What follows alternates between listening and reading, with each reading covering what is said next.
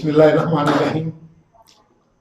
ادبستان studio میں کراچی سے آئے ہوئے مہمان شاعر ادیب جناب اصغر خان صاحب کا ہم استقبال کرتے ہیں۔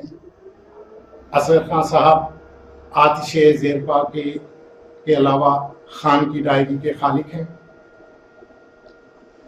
شاعری میں ایک ضخیم کتاب جو ہے وہ آتش زیر پا کے نام سے ان کی موجود ہے، اور یہ اصغر خان صاحب ایک اپنے خاص سٹائل میں بیٹھے ہوئے ہیں جو انہوں نے اس کتاب پہ انہوں نے اپنی کتاب دی ہے۔ اصغر خان صاحب کا تعلق کتاب کے حوالے سے تو بلوچستان سے ہے، کراچی میں رہتے ہیں، لیکن ہم اصغر خان صاحب سے پوچھیں گے کہ وہ کہاں پیدا ہوئے، کہاں تعلیم حاصل کی، کہاں روزگار کے لیے رہے، تو یہ ساری باتیں ہم ان کی اپنی زبان سے ان سے سنتے ہیں۔ آئیے ان سے بات کرتے ہیں۔ شکریہ رضوی، میں مشکور ہوں کہ آپ کے توسط سے مجھے اپنے خیالات چاہے وہ شاعری کی صورت میں ہوں، نثر کی صورت میں ہوں، سامعین سے شیئر کرنے کا موقع ملا، اس کے لیے میں آپ کا شکر گزار ہوں۔ جہاں تک کہ میں رہنے والا کہاں کا ہوں، اس کے بارے میں ایک شاعر کا شعر ہے کہ نگری نگری پھرا مسافر، گھر کا راستہ بھول گیا۔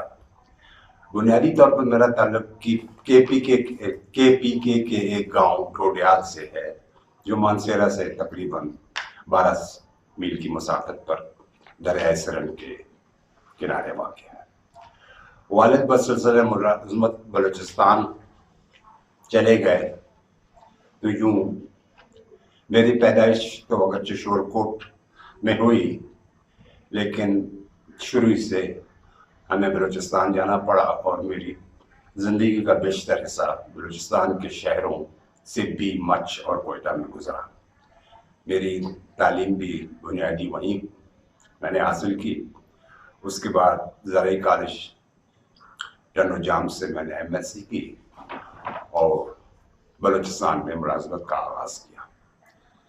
دوران ملازمت ایک وظیفے پر امریکن یونیورسٹی آف بیروت میں 3 سال گزارے، پھر پاکستان کا ایک تحقیقی ادارہ ہے پاکستان سینٹرل کارٹون کمیٹی، اس میں ملتان میں تعیناتی ہوئی۔ اس کے بعد سکرند ایک جگہ ہے نواب شاہ کے پاس، وہاں کچھ عرصہ گزارا، اور ملازمت کے آخری ایام کراچی میں بحیثیت director research Pakistan central cartoon committee کے گزارے۔ یہ ہے میرے قصہ حیات۔ اب عمر کے اس حصے میں ہم جہاں انتظار ہے اور ایک ہی چیز کا انتظار ہے۔ شاعری کا جہاں تک تعلق ہے تو میں یہ بتاتا چلوں کہ شاید میرے تجسس کی عادت جو کہ بچپن سے تھی، اور جس کی وجہ سے میں نے نقصان بھی اٹھایا، شاید وہ اس کا پیش خیمہ ثابت ہوئی۔ یہ اور بات ہے کہ شاعری میں نے 45 سال کی عمر میں شروع کی، اور نثر 60 سال کی عمر میں۔ یوں میرا ادبی دورانیہ کو اتنا طویل نہیں جتنے کی میری عمر۔ آپ کی کتاب آتش زیر پا پہ جون ایلیا کہتے ہیں کہ عزیزم افضال کے ذریعے مجھے اصغر خان صاحب کے کلام کو جستہ پڑھنے کا موقع ملا۔ اس میں کوئی شک نہیں، اصغر صاحب ایک صاحب دل اور صاحب نظر آدمی ہیں۔ وہ تخلیقی احساس اور عمل کی قدر اعلیٰ کا پورا عرفان رکھتے ہیں۔ اسی کتاب میں احمد ہمیش کہتے ہیں کہ اس سے قطع نظر کہ اصغر خان کے شعری سفر میں کراچی کی سماجیات سے شدید رد عمل شامل ہے، مگر کمال ظرف سے انہوں نے اپنے شعر کسی مشاعرے میں سنانے کی بجائے پرنٹ میڈیا پر توجہ دی۔ ایک عجیب بات یہ ہے کہ اصغر خان نے اپنے پختون لب و لہجہ کے اکھڑ پن کو جملہ نقائص و مواد سمیت زبان میں اضافے کی حیثیت دی، اور اس جرت اظہار پر اسرار جگہ کہ اگر نئی بات کہنے یا نئی لفظیات کو پوائنٹ کرنے سے قوافی کے نظام میں توڑ پھوڑ کی جائے تو اس سے جذبی اور حسیاتی روشن دان کھلتے ہیں۔ یہ دو مختلف رائے ہیں جو اصغر خان صاحب کی شاعری کے بارے میں دو جید قسم کے ادیبوں نے دی ہیں۔ اصغر خان صاحب، آپ ان میں سے کس کے بیان سے اتفاق کرتے ہیں؟ بھائی، بات یوں ہے کہ جون ایلیسن سے میری کبھی ملاقات ہی نہیں ہوئی، البتہ احمد حمیش صاحب سے میں کافی میری ملاقات رہی۔ دونوں نے ایک چیز مشترک ہے کہ میری شاعری مختلف ہے۔ ایک اور صاحب ہے پروفیسر سار انصاری، ان کا بھی کچھ اسی قسم کا کہنا ہے۔ وہ بھی یہ کہتے ہیں کہ میری شاعری، بلکہ وہ کہتے ہیں کہ جب میں کتاب کا مطالعہ کرتا رہا تو ایک انوکھے خوشگوار اس کا احساس ہوا کہ جب آدمی کے ہاں کہنے کو کچھ ہو تو شاعری کا رنگ و آہنگ کتنا مختلف ہو سکتا ہے۔ اب شاعری اچھی ہے یا بری ہے یہ تو پڑھنے والے فیصلہ کرتے ہیں، لیکن شاید یہ بات سب کی ٹھیک ہے کہ یہ کچھ مختلف ہے۔ فضا اعظمی کہتی ہیں کہ اصغر خان صاحب کی شاعری میں کئی ایسی خوبیاں ہیں جن پر تفصیلی بات کی جا سکتی ہے۔ یہاں ان خوبیوں کا ذکر مقصود نہیں، یہ واضح کرنا ضروری ہے کہ یہ خوبیاں شاعر کی قادر الکلامی کی دلیل ہوتی ہیں۔ انہوں نے جذبات کے اظہار کے لیے ہر سطح پر زندگی کو مستحکم دیکھنے اور رواں دواں رکھنے کی کوشش کی ہے۔ یہ وہ دور ہے جس میں استحصالی قوتیں جو نئے عالمی نظام کے زیر اثر ہیں بتدریج مضبوط ہو رہی ہیں۔ راہزن کو نہ رہنما کہنا،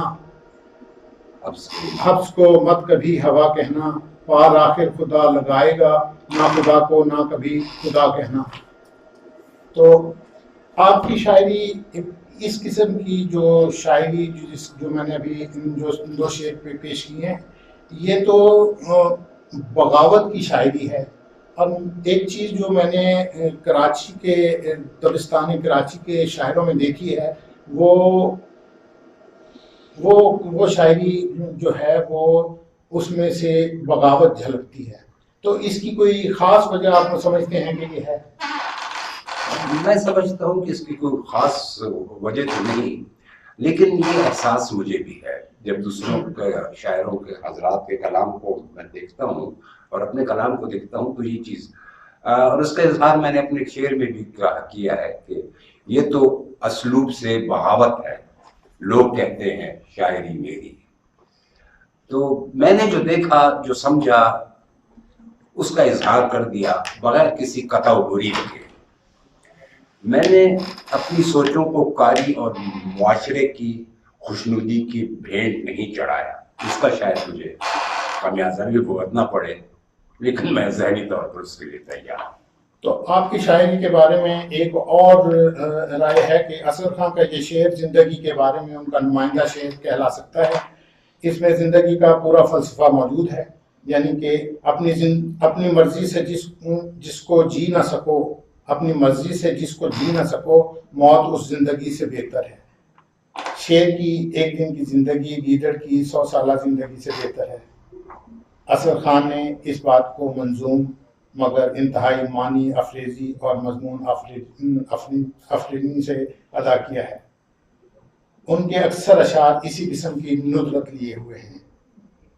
تو یہ ایک مختلف رائے ہے، اس میں بغاوت نظر نہیں آتی، یہ تو زندگی کا فلسفہ آپ نے اس میں دے دیا۔ تو آپ کی شاعری میں بہت سارے رنگ نظر آ رہے ہیں۔ تو آپ اس سے پہلے کہ میں کوئی اسے مختلف طرف لے جاؤں، آپ ادبستان کے ناظرین کو کچھ کلام عطا کیجیے۔ بالکل بہتر۔ جیسے کہ سلیقہ بھی ہے، قرینہ بھی ہے اور روایت بھی، کہ میں اس کا شروعات جو ہے ہم باری تعالیٰ سے کرتا ہوں۔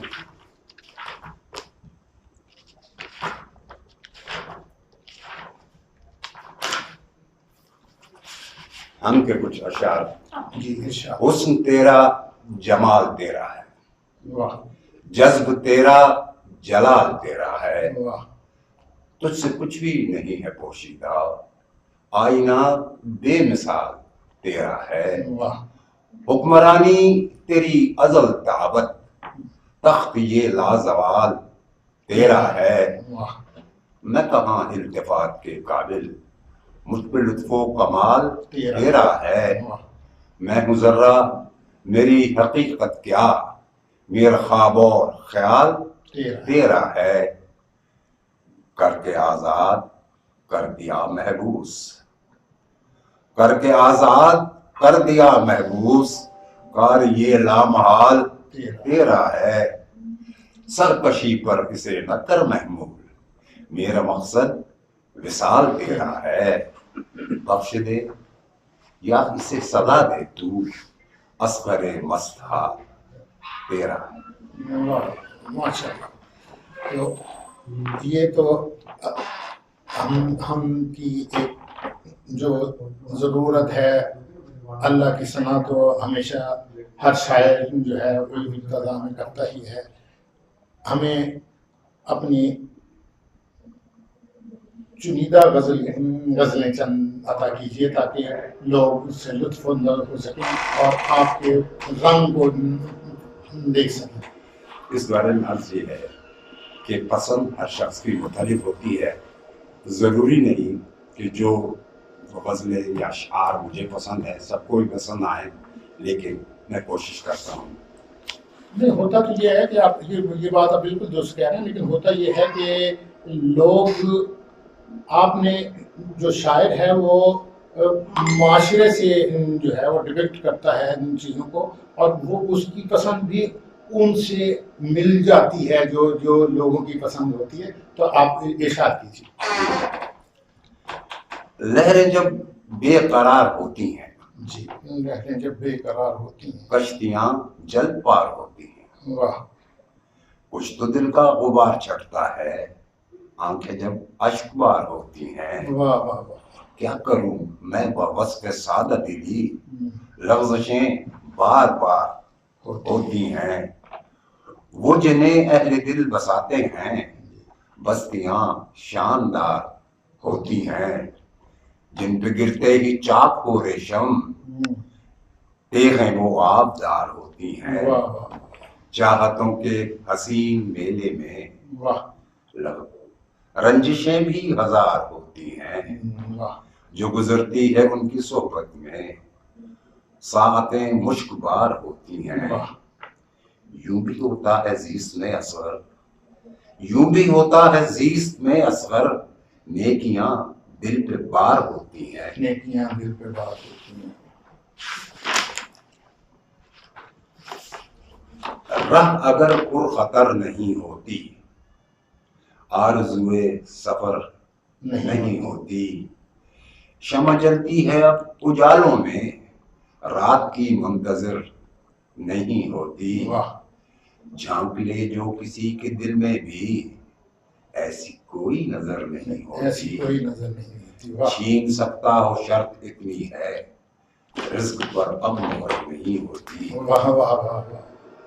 یوں ہی جلتے ہیں کیوں یہ پروانے, شمع کو جب خبر نہیں ہوتی. جس میں شامل یقین کامل ہو, وہ دعا بے اثر نہیں ہوتی. اب بھی ہوتی ہے ناز برداری, ہوتی ہے اس قدر نہیں ہوتی. کوئی چرچا نہ کوئی رسوائی, زلف ایسے تو سر نہیں ہوتی. پیروی کیوں کرے کسی کی وہ, جس میں کوئی کسر نہیں ہوتی. جا رہا ہے جہاں سے لو اصغر, اب یہاں گزر نہیں ہوتی. درد جس کی کوئی دوا بھی نہیں, اور سہنے کا حوصلہ بھی نہیں. ختم کر لوں میں آپ اپنا وجود, میرے مسلک میں یہ روا بھی نہیں. ناخداؤں کے دیکھ کر تیور, ایسا لگتا ہے اب خدا بھی نہیں. اٹھ گئی دوستی رواداری, اب تو دنیا میں کچھ رہا بھی نہیں، عرق آلود کیوں ہے پیشانی، میں نے تم سے تو کچھ کہا بھی نہیں، بجھتے جاتے ہیں جانے کیوں یہ چراغ، تیز ایسی تو کچھ ہوا بھی نہیں، کچھ تحمل ارے عزادارو، کچھ تحمل ارے عزادارو، میں ہوں زندہ ابھی مرا تو نہیں، ان کے ہاتھوں میں پھر سے نشتر ہے، زخم پہلے ابھی بھرا بھی نہیں۔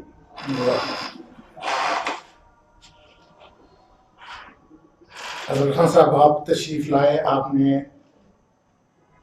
چند غزلیں ہمارے ناظرین کو پیش کی، تشنگی تو باقی رہے گی، آپ کی مصروفیت بھی ہوگی، ہم آپ کے شکر گزار ہیں کہ آپ تشریف لائے، آپ کا بہت بہت شکریہ۔ ایک بار آپ کا پھر شکریہ کہ آپ کے توسط سے میں آپ کے ناظرین اور سامعین کو کے ساتھ اپنے خیالات شیئر کروں، بہت بہت شکریہ۔